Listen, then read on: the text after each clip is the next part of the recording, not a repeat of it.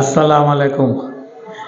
আলহামদুলিল্লাহ, কোরআনের পাখিদের মধ্যে আজকে আমার মতো একটা নগণ্য বান্দা এসে উপস্থিত হয়েছে। যেই বয়সে আজকে যে কোরআনে হাফেজ হয়েছে, যেই বয়সটা, এই বয়সে আসলে আমরা ওই চান্দিনা উপজেলা প্রজেক্টে দৌড়াদৌড়ি করতাম টিভি দেখার জন্য। কারণ অত্র অঞ্চলে কোনো টিভি ছিল না, একটাই টিভি ছিল সারা চান্দিনা থানায়, মানে শয়তানের বাক্স যেটা, এইটা দেখার জন্য। আর সেই গ্রামে একটা হাফেজ তৈরি হয়েছে। আর আসলে আশ্চর্যজনক ঘটনা। দোয়া করি মন থেকে আল্লাহ যেন প্রতিটা ঘরে ঘরে হাফেজ তৈরি হয়। আর বিশেষ করে নুরুভাই যেখানে বসবাস করে, আমাদের এলাকার মধ্যে সবচেয়ে খারাপ জায়গা পরিবেশগত দিক দিয়া, ওই জায়গার থেকে নুরুভাইয়ের একটা ছেলে কোরআনে হাফেজ করার জন্য এত পরিশ্রম। তার জন্য নুরুভাইয়ের ছেলেরে আমাদের মহারংবাসীর পক্ষ থেকে অসংখ্য ধন্যবাদ। আর হুজুর যেহেতু আমাদের আপনজন হয়ে গিয়েছে, আমি আগেও বলছিলাম আমাদের এলাকায় মাজার পূজারি, ভান্ডারি এগুলা বেশি। আমরা চাচ্ছিলাম, আমার বাপ দাদারও আসলে বড় বড় হুজুরের পেছনে ঘুরতো।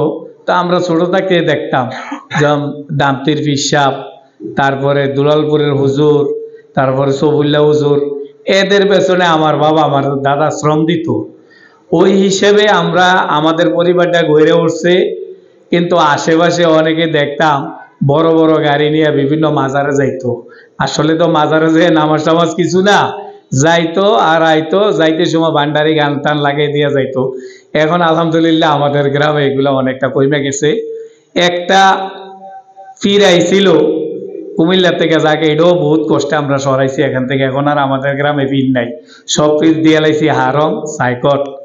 যেহেতু সায়রং আর সাইকটের মাঝে হুজুরের জায়গাটা একটা মাদ্রাসা করার জন্য উদ্যোগ নিছে। আমার যতটুক সহযোগিতা করার দরকার আমি অবশ্যই করব। আমি তো করব, আশেপাশে যারা আছে তারা থেকেও চেষ্টা করব, যা কিছু করার দরকার সবই করব ইনশাল্লাহ। এটার জন্য কোনো সমস্যা হবে না। আর হুজুরের কাছে আরেকটা অনুরোধ আগেও করছিলাম, যেহেতু আমাদের চতুর্দিকে গুমরামুখী অনেকে হয়ে গেছে, আমি বলছিলাম যে হুজুরের যে পীর সাহেব, ওনার কাছে আমিও কয়েকবার গেছি, সেলিমামও গেছে, ওনারে আমাদের এখানে প্রতি মাসে একবার আনার জন্য। কেন? কারণ উনি আসলে এই গুমরাহী লোকগুলা আস্তে আস্তে মসজিদমুখী হবে। আমি অনেক দিন ধরে বলতেছি, হুজুরের কাছে আরেকটা অনুরোধ থাকবো, ওনারা আমাদের মসজিদে একটা ঘাঁটি করান। কারণ এই ঘাঁটিটা থাকলে আশেপাশের লোকেরা ওনার কাছ থেকে সমস্ত কিছু দেখবে, শুনবে। কারণ এই যে পাশে এখানে একটা